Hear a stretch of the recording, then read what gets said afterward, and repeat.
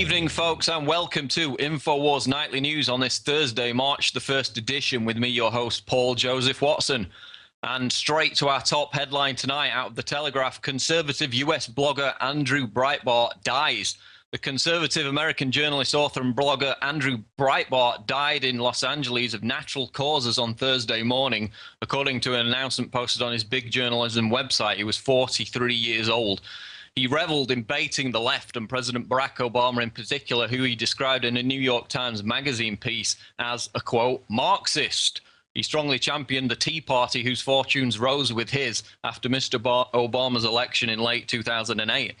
And of course, as most of you will know, Andrew Breitbart rose to prominence by way of his work with Matt Drudge over at drudgereport.com, and he became one of the biggest thorns, certainly, in the side of the leftist establishment. And of course, he also became renowned for his energy and fervor, which he used to argue his political corner with leftist media elites and Obamanoid supporters, which is why his untimely death has come as such a shock to many in the media. And it's another reminder of our mortality for someone to die who was obviously relatively young. But in a related story that we've got on Infowars.com, will damning Obama footage still be released after Breitbart's death? Breitbart's untimely death has shocked the media world and left some to question whether or not damning footage of Obama in his youth, which Breitbart announced he had obtained only last month, will still be released. We report on Infowars.com today. According to some observers, the footage threatened to sink Obama's 2012 re-election campaign. And this is what Breitbart said in this infamous speech, which he only made last month, which we're going to play in a minute here. Quote, I've got video from his college days to show you why radical division and class warfare are central to what Hope and Change was sold in 2008. The videos are going to come out, Breitbart said. And he basically talks about having this footage of Obama hanging around with, quote, a bunch of silver ponytails, referring to Bill and Bernardine Dorm, who, of course, were in the Weather Underground domestic terrorist group who bombed the Pentagon State Department back in the 70s. And if you know anything about Barack Obama's history, you'll know that his entire political career was basically a vehicle through which these Marxists, these Weather Underground people, radicals, used him to put their mouthpiece in the White House. And there's also a lot of evidence to suggest, in fact, that Obama's book was written by Bill Ayers, who was obviously the leader of the Weather Underground terrorist organization. So these are the people who helped launch Barack Obama's political career. And Breitbart comes out just less than a month ago and says he's got video of Obama palling around with them when he was in college. And he threatens to release it during this speech. Obviously, that's going to have a major impact on Obama's re-election campaign. And so it remains to be seen whether that footage will come out. Mancow Muller, who, of course, is a friend of this show and a big radio host over in Chicago, tweets today regarding Breitbart's death, quote, he told me recently he had big dirt on Obama. Many believe it's murder. That's what Mancow Muller says in his tweet today. So, I mean, details surrounding the circumstances of his death remain sketchy. We're told there's going to be an autopsy. His family is saying he had heart problems and he just collapsed. So, you know, there could have been some dangerous pharmaceuticals that he took that contributed to his death. We just don't know. The details are yet to come out. But it remains to be seen whether this damning Obama footage will ever emerge. And if it doesn't, serious questions need to be asked. So let's roll that footage now of Breitbart talking about this film of Obama palling around with Weather Underground terrorists. And so what do we get now in Barack Obama? Well, I've got videos, by the way. This election, we're going to vet him. I've got videos. This election, we're going to vet him from his college days to show you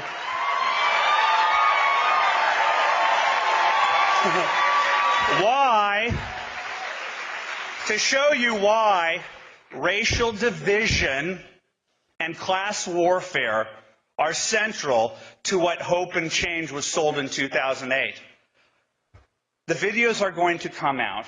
The narrative is going to come out that Barack Obama met a bunch of silver ponytails back in the 1980s, like Bill and Bernadine Dorn, who, equally radical, said one day we're going to have the presidency, and the rest of us slept while they plotted and they plotted and they plotted, and they oversaw hundreds of millions of dollars in the Annenberg Challenge, and they had real money from real capitalists. Moving on to the next story on Infowars Nightly News, Google privacy changes March the 1st, how to clear your search history account information, out of the Washington Post.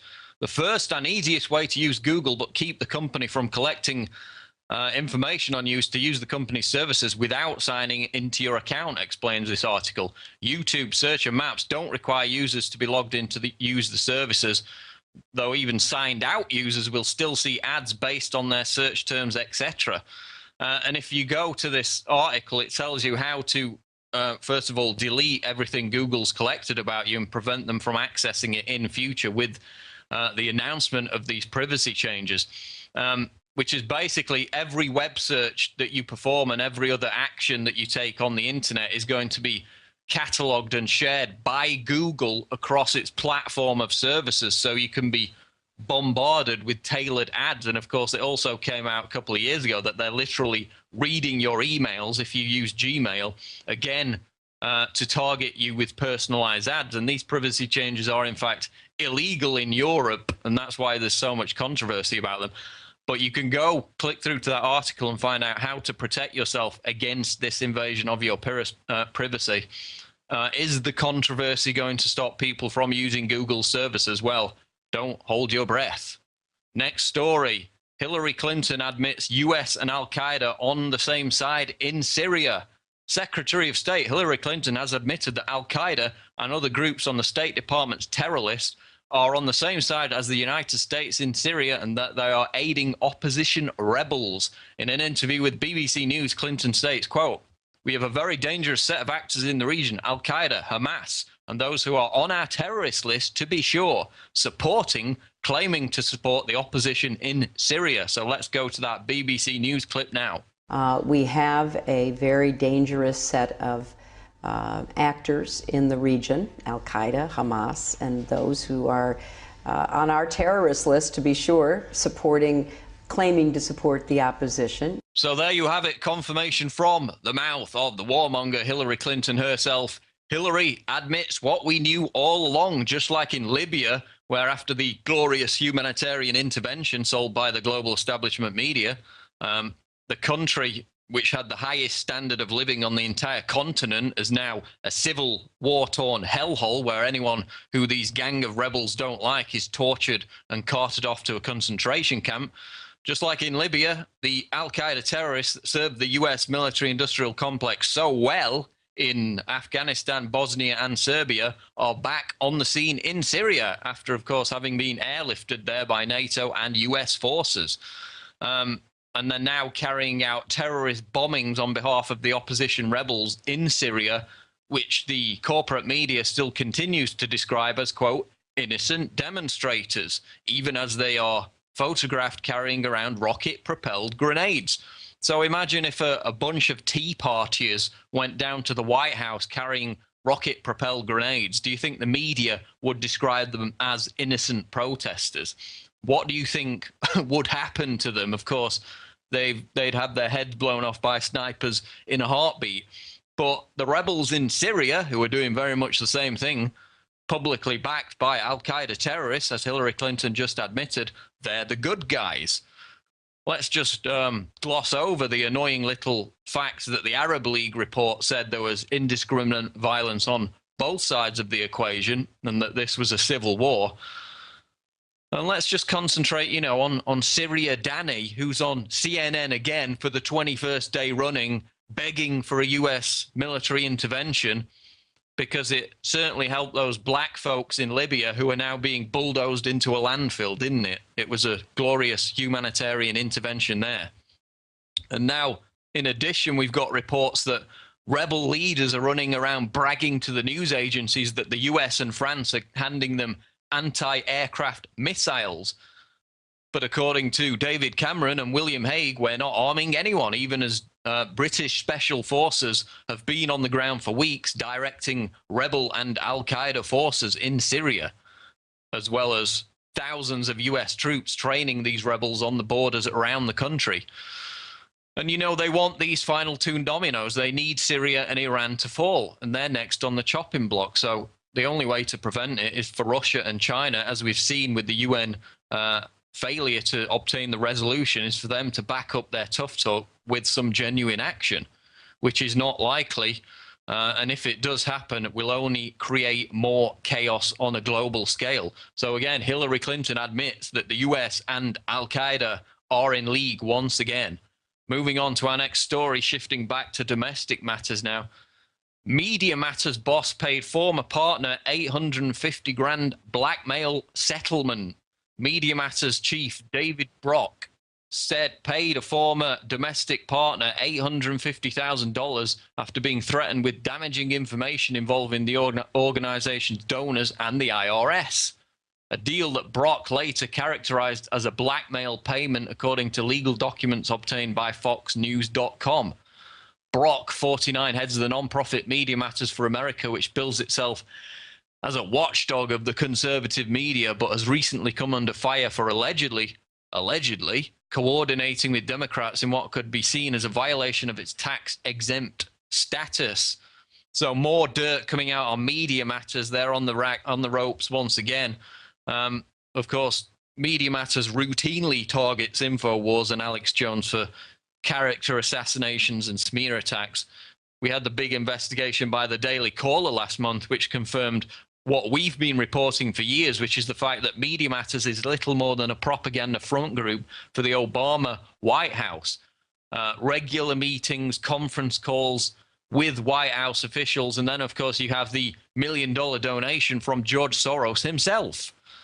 So Media Matters is basically an attack dog whose sole purpose is to intimidate television networks and radio networks into firing anyone that stands up to the Obama administration or the globalists in any way. Glenn Beck, Andrew Napolitano, Pat Buchanan, all attacked by Media Matters, all now off the air, certainly on mainstream television. As I said, they routinely attack Ron Paul. They routinely attack our operation, Alex Jones, Infowars. But unfortunately for Media Matters, their influence is rapidly declining. Their website traffic, as was revealed by the Daily Caller investigation, gets weaker and weaker every month.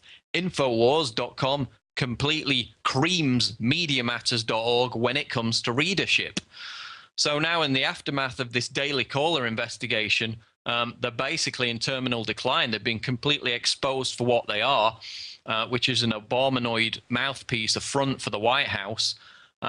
And it certainly goes a long way to squashing their credibility, which they claim to be a non-partisan alternative media organization. That's been shot to pieces. And before too long, I think it'll come to the stage where Media Matters no longer matters. Next story on Infowars Nightly News. Corporate media officially stops covering Paul campaign. GOP presidential candidate Ron Paul and his supporters have long complained that the establishment media deliberately operates a blackout when it comes to Paul's campaign, a claim that has been verified time and time again. Of course, you had the infamous Jon Stewart clip from months ago where he documented that. Now, yet more evidence has emerged that highlights the level to which the media is purposefully sidelining the Libertarian congressman. As Dylan Byers of Politico reports, NBC News is the only media organization that still has a reporter covering Ron Paul full-time. With only 4 candidates remaining in the race for the GOP nomination, with Super Tuesday looming, and with the Republican National Convention just 6 months away, you would think that mainstream media organizations would have dispatched at least one reporter to cover each of the candidates' campaigns. Not so for Ron Paul, however. Quote, "I'm the only dedicated embed consistently covering Ron Paul," NBC's Anthony Terrell has declared. So even as Ron Paul prepares to play a major role in the outcome of the Republican nomination here coming up in a few months' time, of course, with the likelihood of a brokered convention, the media have basically reverted back to type, which was their original position, after all, to ignore Ron Paul altogether, even as he continues to pick up delegates. which leads us to our final story on a related issue, and that is Ron Paul campaign announces new ad buys attacks Romney. That's right, Mitt Romney. The Ron Paul 2012 campaign has announced new ad buys in Washington and Vermont ahead of Super Tuesday and plans to air an ad attacking Mitt Romney, dispelling suggestions that he and Paul are secretly in cahoots. Paul's three-of-a-kind ad is now airing in Washington on the Fox News channel ahead of the Evergreen State Saturday, March 3rd caucus. The 60-second spot exposes the shortcomings of all three of Paul's GOP opponents, with a particular focus on Mitt Romney, labeling him a, quote, flip-flopper who's been on all sides, supported TARP, bailouts, and provided the blueprint for Obamacare. So, of course, over the past 2 weeks, we've had this political stunt, which Lou Rockwell on this show, turns out it was dead right when he called it an establishment trick, to claim that Ron Paul was in cahoots with Mitt Romney because he was, supposedly groveling for this VP slot. First, Ron Paul came out and dismissed that completely, and now he's actually putting out ads attacking Mitt Romney for the big government gun-grabbing Obamacare-supporting socialist that he is. So the establishment neocons and the rest of the media who tried to insinuate that Paul had sold out his supporters by making a deal with the devil, this mythical pact with Mitt Romney, they're going to have to move on to smear number 578 or whatever number we're up to now with the attacks on Ron Paul. So we can officially put that one to bed. Ron Paul is going all the way to the convention as the only anti-establishment candidate, and all those Americans who vote for anyone else, well, they're going to get exactly what they deserve, which is another 4 years of war, police state, fiscal insanity, and the crumbling edifice of America as leader of the free world. Coming up on Infowars Nightly News, Aaron Dykes talks with Foster and Kimberly Gamble from the Procter & Gamble family about their new documentary called Thrive, which is a kind of leftist perspective on the global conspiracy, covers all manner of issues. So Aaron will delve into that with those filmmakers shortly on Infowars Nightly News. Now we're going to go to the quote of the day, which is from none other than Rupert Murdoch, of course, in the news recently. And of course, this is also pertinent in light of Andrew Breitbart's tragic death, because it pertains to the wider media tug of war between Murdoch and Soros on the left. Quote, much of what passes for quality on British television is no more than a reflection of the narrow elite which controls it and has always thought that its tastes were synonymous with quality. Rupert Murdoch, which is why we're all the more thankful that Infowars Nightly News has now actually found its way onto British television on the satellite system on Showcase 2 on Sunday night. So we'll continue in our efforts with your support to expand our territorial gains in the 21st century for the battle of minds in the information war. We're going to go to a break now. Coming up, Aaron Dykes with that fascinating interview. Stay tuned. One is a serial hypocrite who lobbied for Freddie Mac before the housing crisis and for the individual mandate before Obamacare. Another, a counterfeit conservative who opposes right to work, massively increased spending, and funded Planned Parenthood. Finally, a flip-flopper who's been on all sides, supported TARP bailouts, and provided the blueprint for Obamacare. Three men, one vision, more big government, more mandates, less freedom. One man stands apart, ready to deliver real change, voting against every tax increase and every unbalanced budget every time. A real plan to cut $1 trillion year one and to balance the budget in 3. Pro-life, pro-liberty, guided by faith and principle. Ron Paul, the one who will restore America now. I'm Ron Paul, and I approve this message.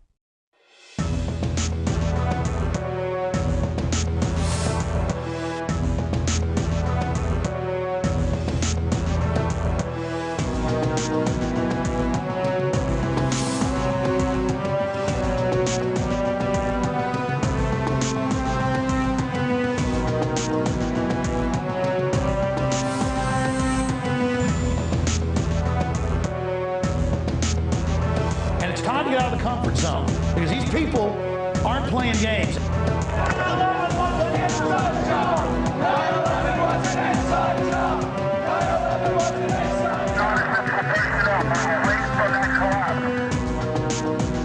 We're going to organize. Humanity's going to come together. We are swinging muskets here, toe-to-toe with the globalists. They're bloodied, we're bloodied. It is absolute, total war.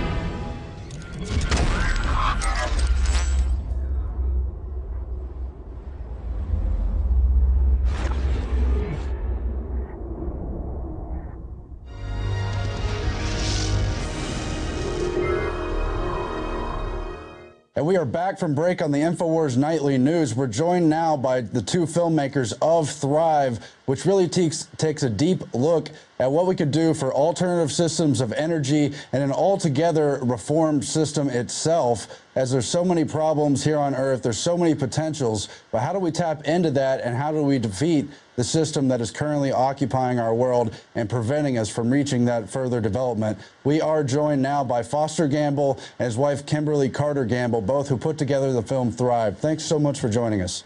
Yeah, thank you. It's a pleasure. Thanks for having us on.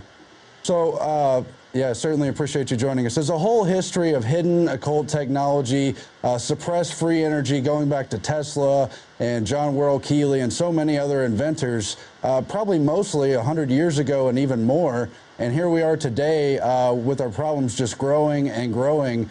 And it seems we're unable to tap into that. We know it has to do with the entrenched interest and the way things have grown up around that issue. So let's kind of lay out the groundwork and then start to talk about what could be done about it.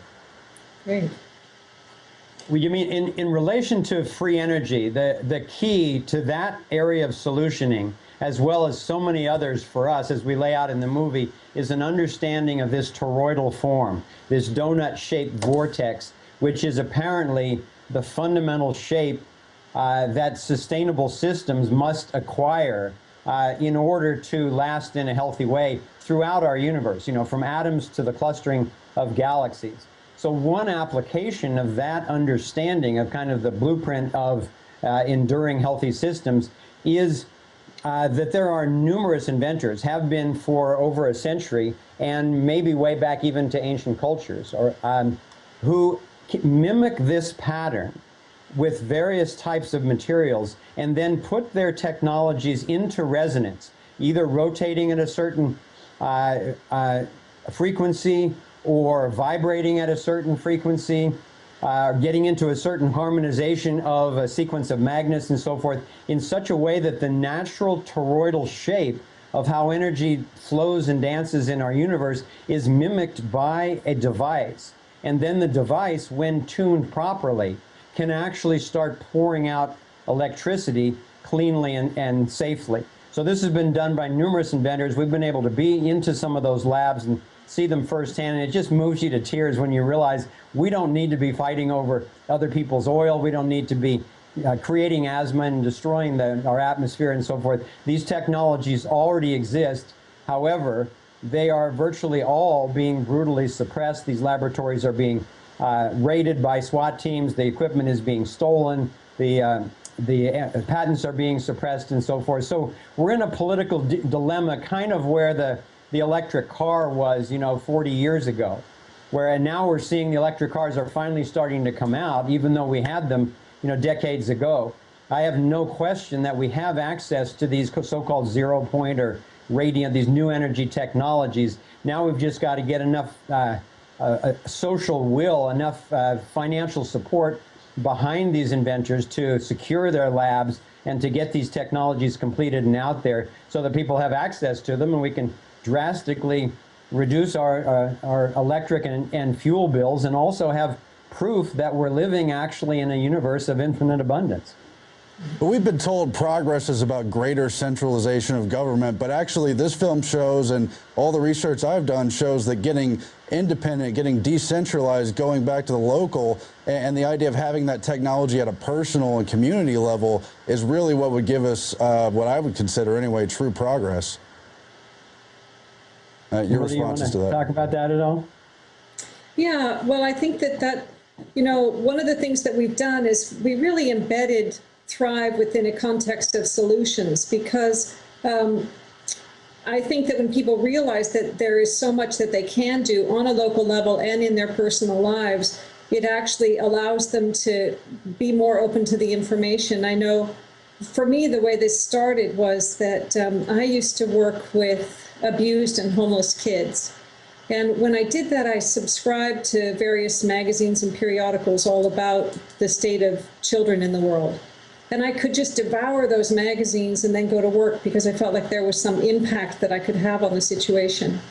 And as soon as I wasn't doing that work anymore, the periodicals and magazines were still coming, and I couldn't even look at them. I just couldn't take it in. And it really showed me how people need to feel that they can have an impact on a problem to even be able to take in the information about how bad it is. And so what we're finding, like with Thrive and with the work that you do and others, that as people are getting informed, they're also realizing that there's so many solutions, and we've developed this whole solutioning model, and a lot of it has to do with local communities organizing around issues that are relevant to them right there. Certainly that has to do with energy as well. Right, and we see other problems too, like impoverished parts of Africa or Latin America, where people come with true charitable intentions, bringing technology, but through the divide and conquer model, you've got competing gangs and globalist entities who encourage the wiping out of those villages, suppressing even those kind of solutions. Absolutely. Yeah, you know, Aaron, when you were talking about that decentralization, one of the women who's in our film, an evolutionary biologist, Elizabeth Saturas, she says, I think very cleverly, that when you go out into the forest, good luck finding the boss. You know, it's a self-creating symbiotic system. And I think that to whatever degree we even centralize resistance to the centralized system, we're more vulnerable. But what we're thrilled to see happening, and I know that you're seeing this with your vast network as well, that people are creating independent, self-generating Thrive Solutions groups in cities, in counties, in states, and in countries all over the world, inspired by the information that they're getting from sources like yours and ours, but then also moving on to use a solutions model that is based on how nature works. This same torus that I was referring to, it has kind of a twin. And for the scientists in the group, it's called the vector equilibrium. And that's kind of how nature structures the material world. So we've come up with a solutions model. I think you have a picture of it, if you can bring it up on your screen. That, first of all, in 3 dimensions, it's called the sector navigator. And we show it in the movie in computer graphics. And there are 12 spheres, what we call representing the sectors of human endeavor. And it's justice and economics and science and media and spirituality and so forth. It really seems to cover all of human endeavor.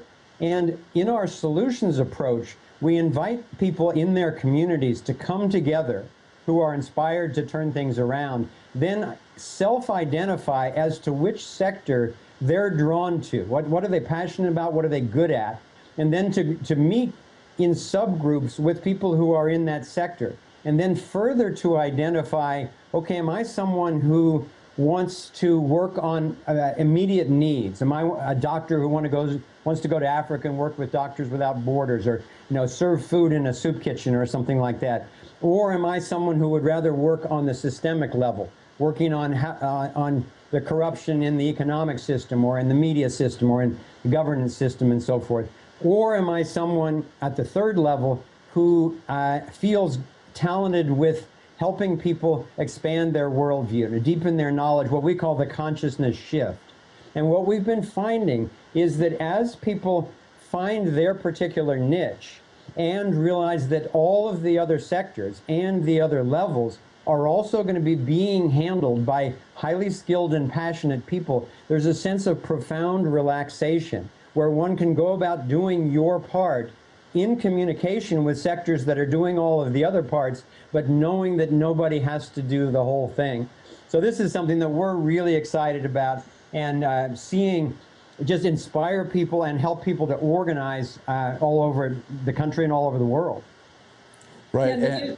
Sorry, go ahead. I just wanted to say we use that model effectively when we were being sprayed with the light brown apple moth aerial spray assault that happened over Northern California. And the Monterey, Santa Cruz, and Marin counties organized using this model. And within 6 months, a program that was fundamentally funded through Homeland Security, had hundreds of millions of dollars behind it, was shut down in 6 months. And I know through the Freedom of Information Act, when we saw some of the inside correspondence, we saw one email that said that they had anticipated resistance, but they didn't know it would be so well organized. And I think that it really had to do with the fact that, you know, people need to know there's something that they can do about it, but not only that, but that they can do what they're good at and are naturally drawn to, instead of that each person is supposed to have to take on the whole thing, which, you know, you burn out and we can't do. So I think that having seen it and experienced it ourselves and now watching other communities get into it, I'm excited because I feel like more and more people are waking up to what is going on and are ready to engage in these meaningful and localized solutions. Well, I totally agree, because it's not a question of what we're capable of. It's a question of what aren't we capable of. The system knows that. You've got John D. Rockefeller saying competition is a sin, and you've got this whole model taking, just for instance, the Maslow hierarchy of needs and turning it on its end to keep us focused on our basic needs so we can't reach those higher levels. And so how do we fight that integrated system? Because they've taken all the major power companies, consolidated them, and integrated those agenda. We were talking earlier about some of the interlocked boards. Yeah, that's a really good point, because oftentimes people look at the failures of the system and say, oh, the people in charge must be really incompetent or stupid or something. And you know, your programs there have done a good job of actually showing that these people are very shrewd, they're very dedicated, and they got a ton of money in their think tanks. But what they've been doing in their think tanks, obviously, is analyzing, okay, what are all the major sectors of human endeavor, and how can we take them over in order that we can destroy people and consolidate, destroy so many people's lives, consolidate wealth for ourselves, and then control people. Well, we're doing just the opposite. We're taking the same whole systems approach, realizing that all these sectors fit together, but we're coming at it looking to see how can we empower people at the individual level and then create the new systems. As the old systems are crumbling down, either intentionally or just through their own corruption, as they're coming down, we need to be emerging the new systems that are based on integrity and based on personal freedom, but also where the sectors they're all covered and they're all in touch with one another. So that's why I'm thrilled to see that this same model that works so well in stopping this initiative to spray 7 million people in Northern California for 10 years with poison out of an airplane. That was a George W. Bush Jr. Personal earmark, with $300 million in the first year dedicated to doing this thing, that a group of citizens, especially once the moms got involved and started coming to the demonstrations, you know, with their kids in strollers, basically saying, no way you're going to dump poison on my kids. You know, this model, with all the creativity and expertise that got freed up, was able to stop that whole onslaught in 6 months. And I'm confident that this same sort of model, which is so efficient in organizing people's initiative and creativity like a laser as opposed to just a flashlight, I'm confident that when this sort of organization spreads around the world, that and it already is. I just got back last weekend from sharing this model with a National Occupy Summit up in Olympia. And they were very excited by the organizational implications, because they're dealing with so many different issues and struggling as to how to organize and coordinate them. So it's this sort of activity and just the initiative of just millions and millions of people across the planet waking up right now that actually have me being more confident than I've been in the last 15 years that we can turn this thing around. Yeah, and I just want to add that, Thrive as a movie is also, we think of it, it's almost like a trailer for the website, thrivemovement.com, where you can explore all of these solution strategies and learn about success stories, as well as see the movie or share it or do any of the research. We have a resource tree there that has all of the books, videos, organizations, and people that we use to get informed. So it's really a resource for people to understand what's happening, but also to realize how much there is going on that is working and how effective people can be once they figure out what's happening and organize with that information. So it's more leveraged in how they're focusing their time and energy. So thrivemovement.com is like the whole other half of the offering. Right. And I love the questions you bring up in the film, because on the one hand, you've got the level where it's the 99%. You mentioned the Occupy movement. On the other hand, you clearly identify we have to have individual rights. We have to have a respect for documents like the Bill of Rights. That's very important to where we need to go from here. If we leave that behind, we lose it all. Now, I want to turn, I don't want to mean to do a sins of the father thing, but just to make an example of Procter & Gamble, because that's where you come from, we've got a lot of challenges there, too. You've got the Clarence J. Gamble legacy of being part of eugenics and really coercively hurting people. You guys are trying to turn that question around and empower people, which I think is obviously the right question. How do we deal with issues that you have current members of the Procter & Gamble board working with Monsanto, when obviously that's one of our big problems? Yeah, well, I appreciate the question actually a lot. I like having the chance to address this directly. But let me kind of take those one at a time.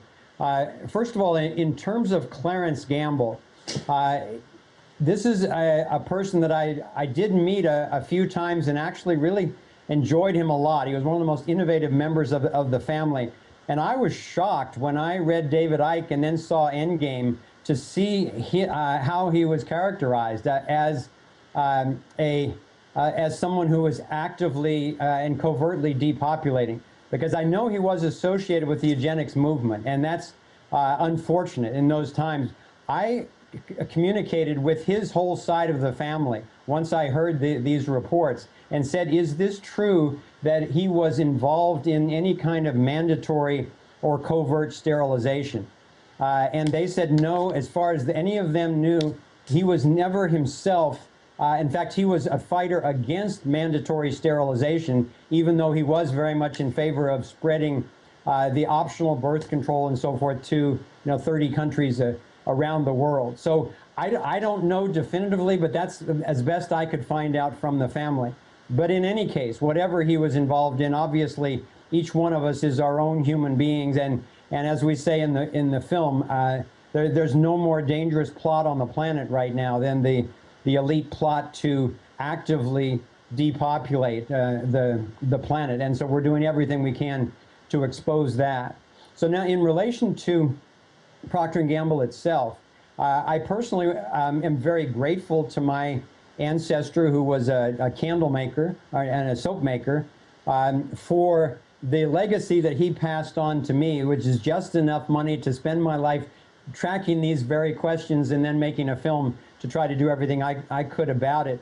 But the company itself was one that as I've read about the history, and none of the family members have been involved in the running of the company for several generations, and our stock ownership is so minuscule that we have no financial leverage as such over the company.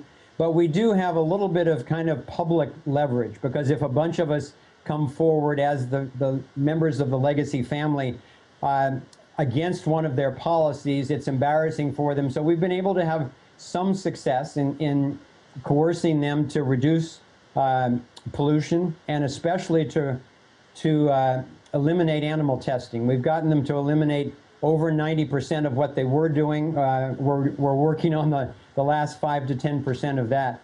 And we continue to do what we can. I wish we could do more. I'm no longer proud of that company. I don't use any of their products except an occasional razor blade. They've been unwilling to go into organic foods, and you know, when they cooperate with Monsanto, when they create RFID chips, when Dick Cheney goes on the board in the 90s, you know, for me that was the indication. Okay, they really have, unfortunately, given their size, they have become, at least to some degree, a part of the military-industrial complex, which is so dangerous right now. So I don't have any hesitation about exposing any violations that they create, and I reach out to other members of legacy families to do everything we can in our generations to turn those giant ships away from the kind of centralized control and inappropriate, violating behavior that a lot of them do, and either get rid of them or turn them so that they're actually really serving people on the planet in a healthy way. Yeah, and I think I want to add, I think one of the things that we feel is that individuals should be prosecuted for the decisions that they make and not be able to hide behind the corporate personhood. So, inquiry needs to be made, and we can tell, clearly Procter & Gamble's involved in some horrible stuff, and the individuals responsible for those decisions, we think should be prosecuted. So, that's part of the whole move here, is that there needs to be some accountability as their structures come down and the people reemerge, which I'm confident will happen. And one of the ways I think is to get this corporate personhood thing out of the way so that the people are actually accountable for the decisions they make, and including investors in those companies. If that's what their money's doing, then there should be accountability there too. Right. Yeah, let me mention one more aspect of that, because in our solutions process, our model, it's not just a useful structure, but the other half of it is it needs to be based on healthy principles. And the key principle that we base all of our solutions on is the principle of non-aggression, of the honoring of each person's property, safety, and privacy. So when these companies are doing bad things, not only do they need to be prosecuted, but we can employ the same thing that Gandhi and King did with nonviolent non-participation. We can refuse to buy from these companies. We can refuse to invest in these companies.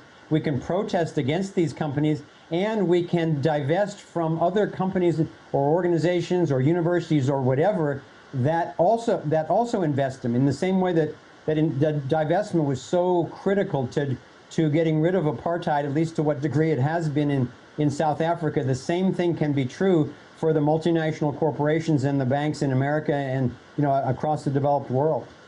Right, and obviously this was never just about Procter & Gamble. The real problem is that all these major companies have more or less combined into one larger entity. And what I really see as the big problem is the Rockefeller Foundation or the Gates Foundation saying, everybody pool your money with us, we have the answers. But their answers are the harmful GMOs and very questionable, definitely dangerous vaccinations. And that's not the path forward. I do appreciate all the questions you put forward in Thrive. Let me bring this up, too, because the environmental component is something we do want, quote, sustainable energy. At the same time, you've got the world government level, the United Nations and what have you, also addressing those questions. And they've got a real Trojan horse where they want to use the global commons to get a greater power, something that we all are interested in solving, but not the same solution. Yeah, that's a really critical distinction. I'm glad that you brought that one up, Aaron, because I know a lot of my friends who care deeply about the environment and have been very active for years, have been being severely duped, as I used to be, to think that the Copenhagen conference, for instance, was really about saving the environment rather than a Trojan horse in order to create a global tax and a global government and a global police force to, in fact, control everybody through the control of carbon.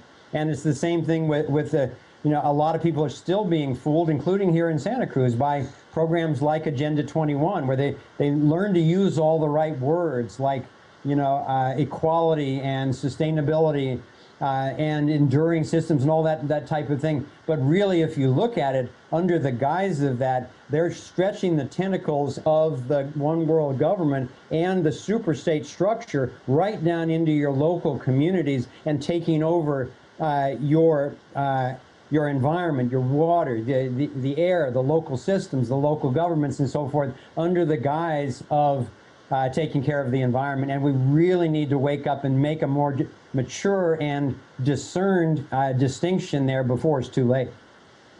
Yeah, and I think it's important to reclaim a lot of that language for ourselves rather than abdicate because they've usurped it. I mean, they had the Clean Air Act. I remember, in our choice in making Thrive, talking about love was like, geez, can we do that? It's like, wait a minute, what happened here?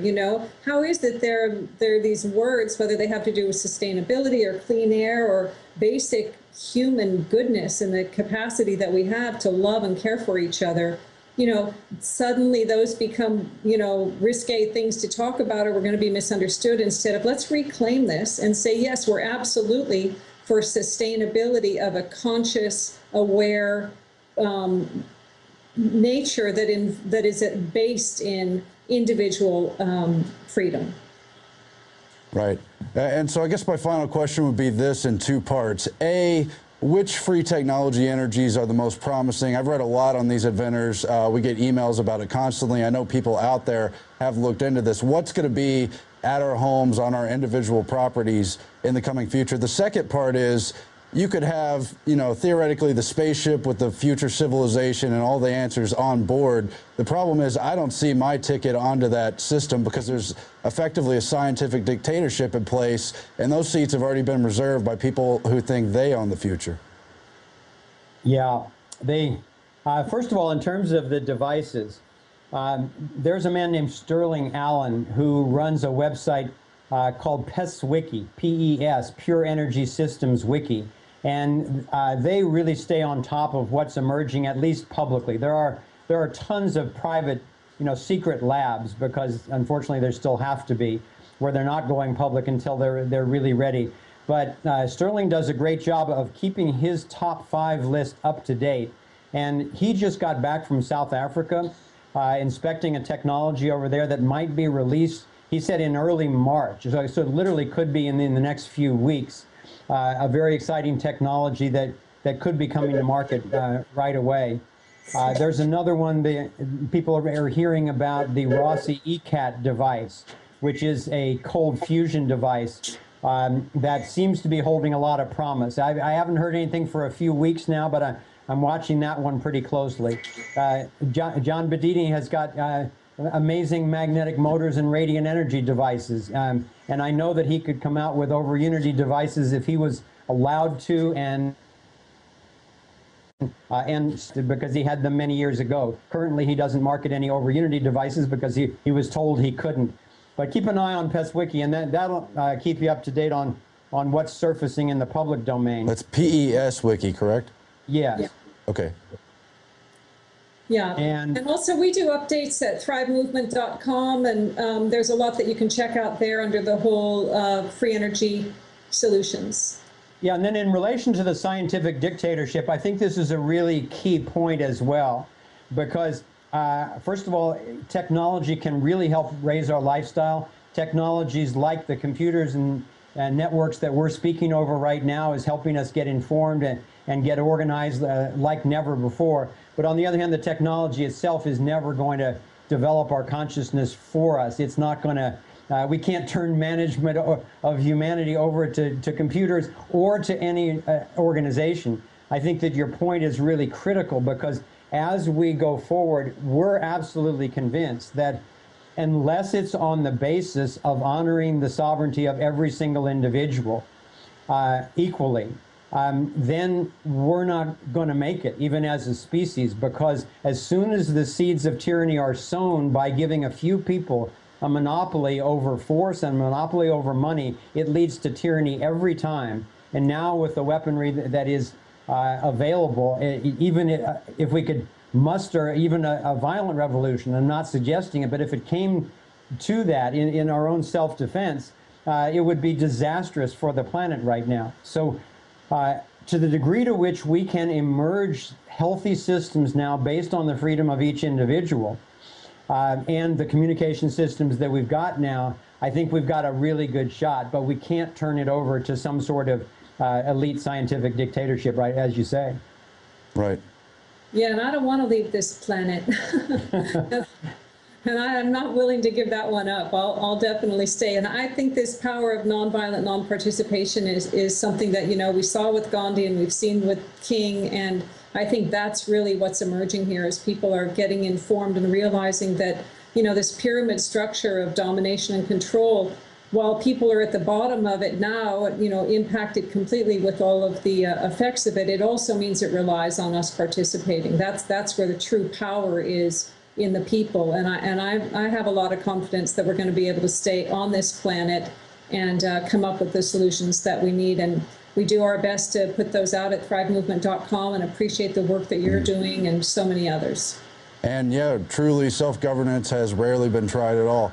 Appreciate y'all joining us. Appreciate raising those big questions in the context of identifying the New World Order system and the real problems we face.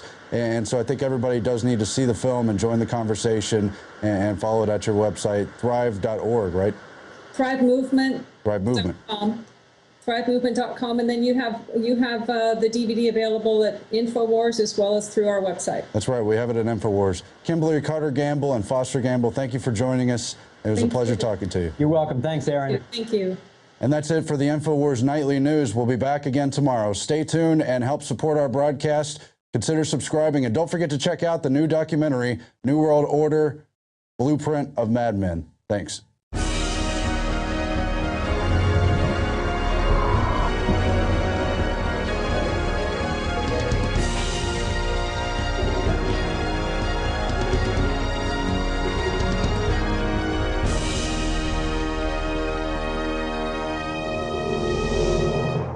History, you'll know that his entire political career was basically a vehicle through which these Marxists, these weather underground people, radicals, used him to put their mouthpiece in the White House.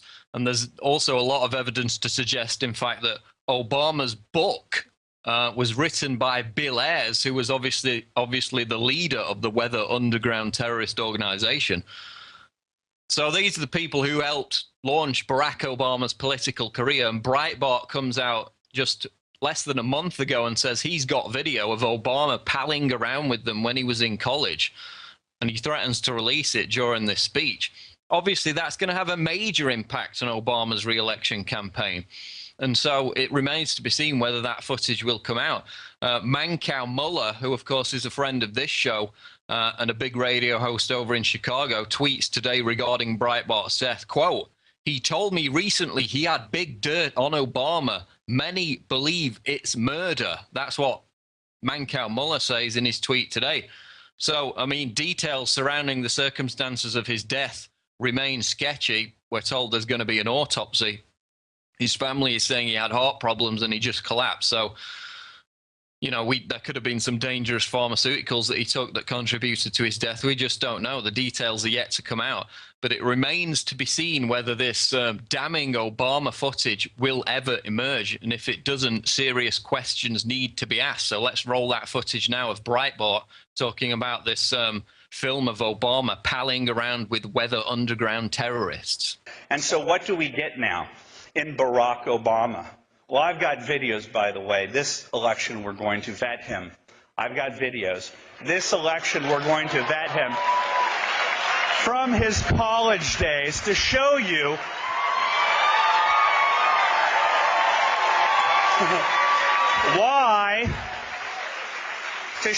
why racial division and class warfare are central to what Hope and Change was sold in 2008.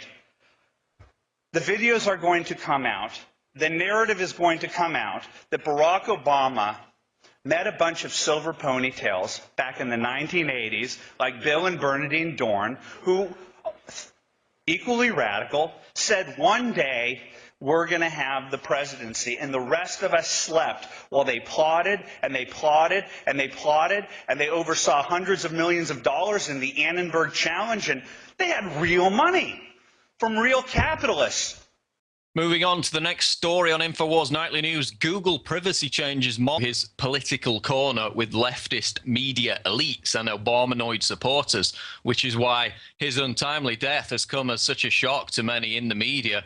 And it's another reminder of our mortality. For someone to die was obviously relatively young.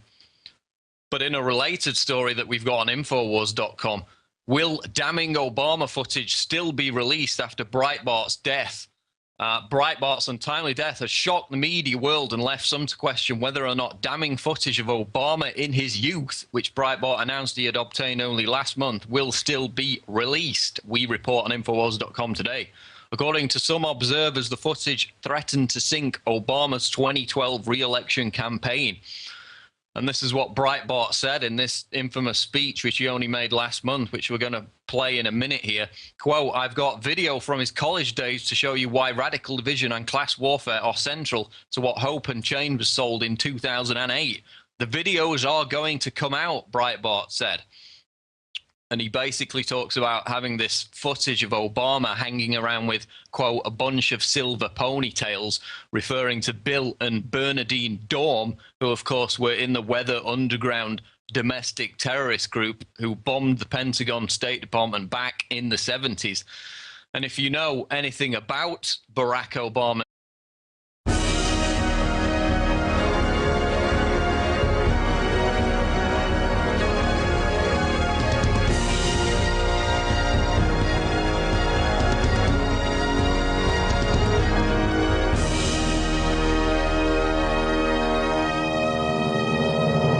good evening, folks, and welcome to Infowars Nightly News on this Thursday, March the 1st edition, with me, your host, Paul Joseph Watson. And straight to our top headline tonight out of the Telegraph: conservative US blogger Andrew Breitbart dies. The conservative American journalist, author, and blogger Andrew Breitbart died in Los Angeles of natural causes on Thursday morning, according to an announcement posted on his big journalism website. He was 43 years old. He reveled in baiting the left and President Barack Obama in particular, who he described in a New York Times Magazine piece as a, quote, "Marxist." He strongly championed the Tea Party, whose fortunes rose with his after Mr. Obama's election in late 2008. And of course, as most of you will know, Andrew Breitbart rose to prominence by way of his work with Matt Drudge over at drudgereport.com, and he became one of the biggest thorns, certainly, in the side of the leftist establishment. And of course, he also became renowned for his energy and fervor, which he used to argue. March the 1st, how to clear your search history account information, out of the Washington Post.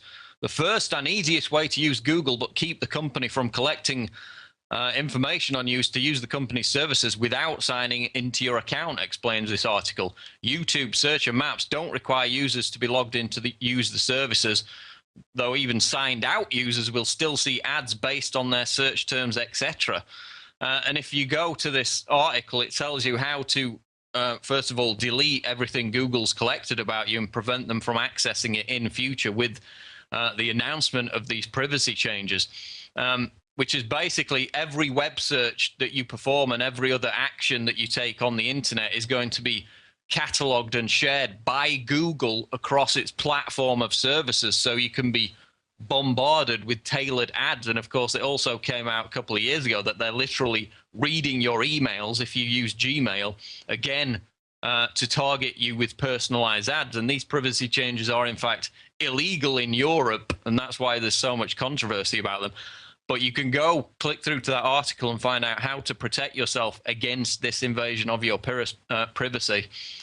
Is the controversy going to stop people from using Google services? Well, don't hold your breath. Next story. Hillary Clinton admits US and Al-Qaeda on